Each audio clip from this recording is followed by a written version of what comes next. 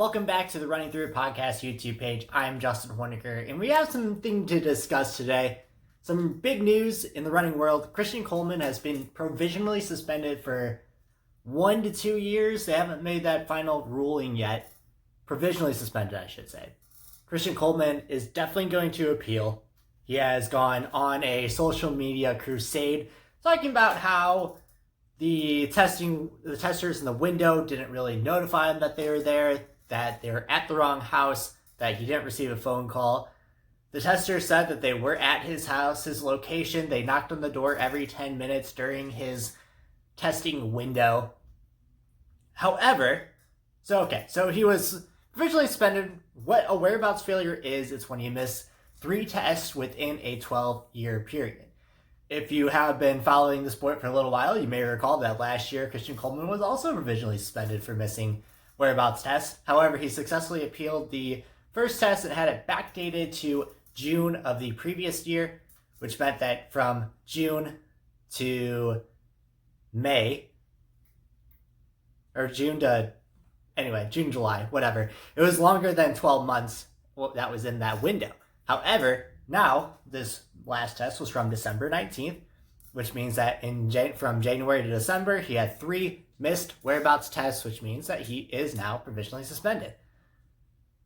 Even if you take Christian Coleman for his word, if you believe his story, it's a bit of a disturbing pattern that is starting to form.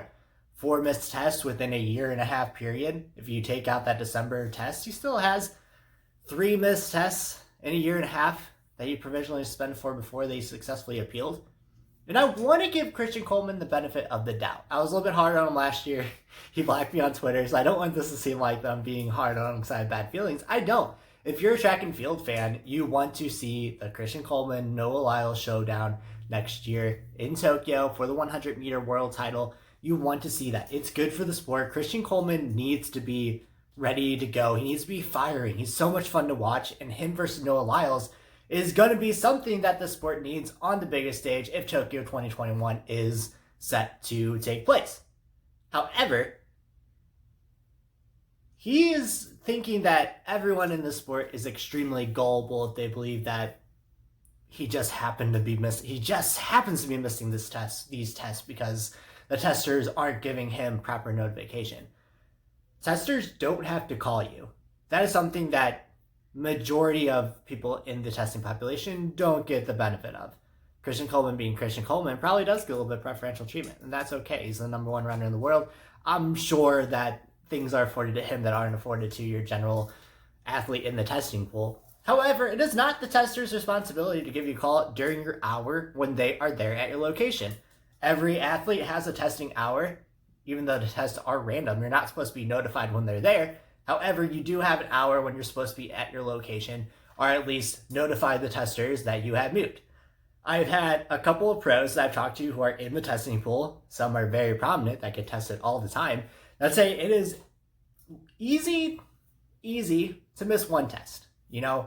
It's easy to get mixed up. You have to let USADA know where you are at certain times. If you go to the store and you forget to notify them, then you miss a test, and that's fine. However, after that first test, you're going to be hyper aware. Because if you miss a second test, then the suspicions start to accumulate. Once you miss that second test, you, your agent, your teammates, your coaches are all going to be so hyper aware that if you miss a third test, you're going to be viewed as a doper, that you're going to be provisionally suspended. It's such an easy system to not. All you have to do is be in your location or let your testers know where you're going to be during that hour. It's an easy system to update. I've seen it. I know it's an easy system to update. And to play it off like the testers were either at the wrong location or they didn't notify you that you were there, testers aren't obligated to call you. They knock on the door. You're supposed to be there, ready to be tested. And this is just 1 test. Christian Coleman is trying to play this off like this 1 test is messed up. He's missed 2 other tests within that year period, so within 2019, and 3 tests and 4 tests within 1.5 years. Here's the thing. From here on out, Christian Coleman is going to have the stink of why is he missing these tests? I don't think he's doping. Put that out of the way. Because I think that he's been tested enough to where, I don't know. It's hard to say because obviously people that do come out, with the whole Lance Armstrong thing is that he says he couldn't have been doping because he's tested these many times. Maybe the times they showed up that he missed, it was within his testing window that it was sketchy. We can't say because he hasn't tested positive. You can't prove that negative. But the reason the whereabouts system is in place is so that you can't miss out on these testing windows 3 times in a row. And he's done it 3 times in a row. He's done it 4 times within a year and a half. And frankly, it is just unacceptable for the number 1 100-meter runner in the world. Track and field's arguably, between him and Noah Lyles, on the men's side, track and field's most marketable athlete, the most recognizable athlete. He can't be making mistakes like this and then blaming it on the testers and not taking any responsibility for it.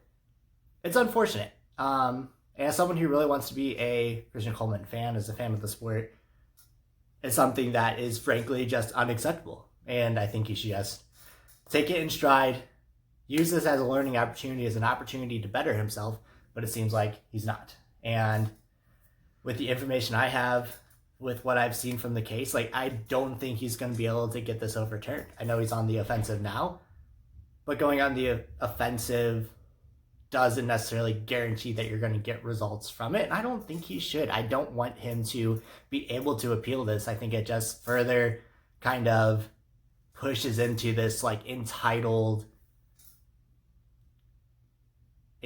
kind of feelings that he has towards testing and towards track and field. Because I'm sure Christian Coleman has been talented his whole life, and he's probably not used to kind of that level of pushback.